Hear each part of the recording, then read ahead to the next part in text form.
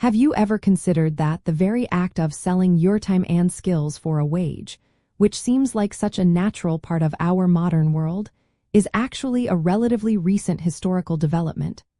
For much of human history, people produced goods for themselves or for local exchange, directly controlling their own work.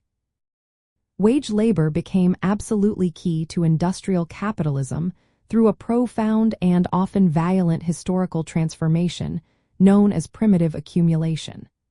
This process created a vast population with nothing to sell but their ability to work, thereby supplying the essential human resource for the burgeoning factory system. The fundamental why lies in the systematic separation of producers from their means of production.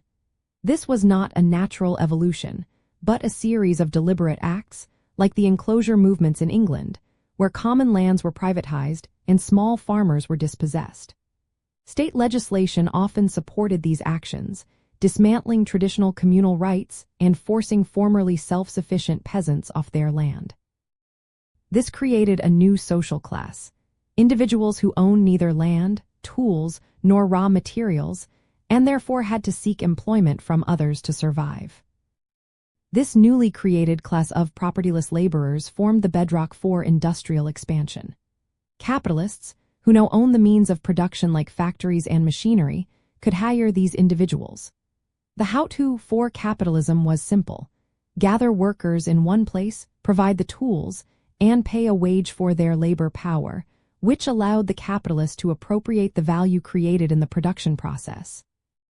It is crucial to understand that these laborers were free in a specific sense, free from feudal obligations and free from ownership of any productive assets. This double freedom made them uniquely available to sell their labor power as a commodity in the market.